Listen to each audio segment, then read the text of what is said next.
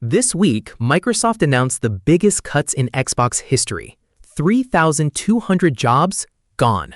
4 entire game studios sold off. Some had been part of Xbox for over a decade. Their own leadership admitted it. They were losing 64 cents for every dollar they invested. This is the same company that once lost over $4 billion just to get into the console business at all. A console that survived a billion-dollar hardware disaster, a catastrophic reveal, and years of losing to Sony. This is the complete story of every Xbox and exactly how it got here.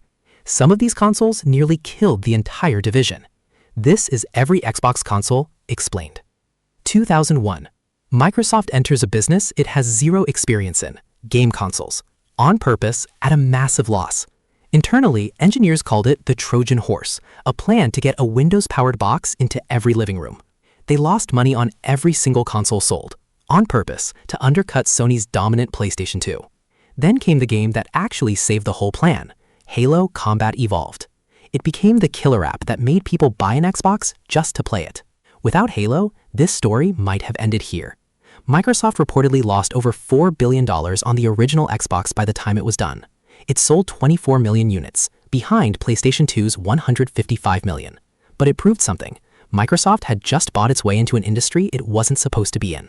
2005. Xbox 360 launches a full year before Sony's PlayStation 3, and the timing changes everything. Xbox Live turned into the gold standard for online console gaming, with achievements, parties, and matchmaking. For the first time, Microsoft was genuinely seriously winning. Sales, momentum, mindshare, all of it. Then, only a year after launch, something started going horribly wrong inside millions of consoles. Consoles everywhere began dying, showing a ring of 3 flashing red lights. Gamers just called it the red ring of death. The failure rate was reportedly as high as 1 in 3 consoles, an almost unheard of hardware defect rate. The cause was an overheating GPU, with solder joints that cracked under normal use, a pure design flaw. Microsoft was forced into a public apology and a repair program that ended up costing over $1 billion. It remains one of the most expensive hardware failures in the entire history of consumer electronics. And somehow, the console's momentum barely slowed down. People kept buying it anyway. May 2013. Microsoft reveals the Xbox One, and within minutes, it becomes a public relations catastrophe. It required checking in online every 24 hours, even for single-player games with no internet feature at all.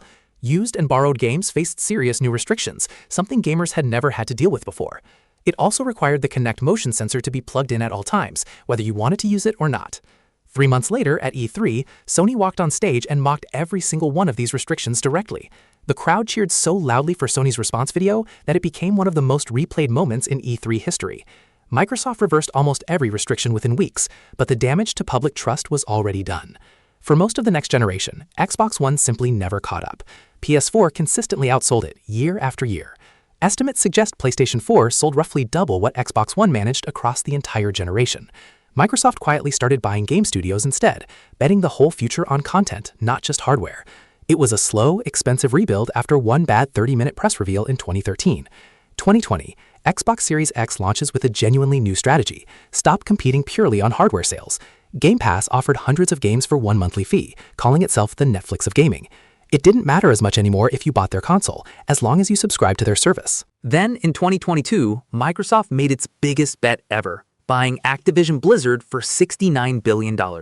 It was, and still is, the largest acquisition in the entire history of the video game industry. Regulators in multiple countries spent nearly 2 years trying to block the deal entirely. The FTC sued to block it outright.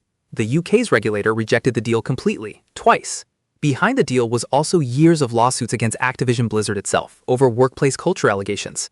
Microsoft eventually restructured the deal, and in October 2023, after nearly 2 years, it finally closed.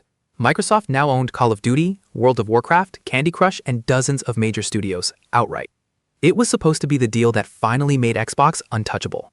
Instead, 3 years later, this happened. The most dramatic restructuring in the division's entire history. Xbox games started launching on PlayStation and Nintendo Switch 2, something once considered unthinkable. The strategy quietly shifted. Xbox as a hardware maker mattered less than Xbox as a platform everywhere. Then came this week's cuts. 3,200 jobs, and 4 studios sold off entirely. Ninja Theory, Undead Labs, Compulsion Games, and Double Fine all spun out to new owners. Leadership said margins were 3 to 10 times lower than comparable gaming businesses. The math had to change. 25 years after losing $4 billion just to get in the door, Xbox is being rebuilt again. From a Trojan Horse that lost $4 billion, to a billion-dollar hardware disaster, to a reveal that got mocked on stage, to a $69 billion bet, to this week's reset. Every era nearly ended it. Somehow, it keeps getting rebuilt. Which Xbox did you actually own? And did the red ring get yours too? Subscribe. We break down every chip, every crash, and every console the same way every week.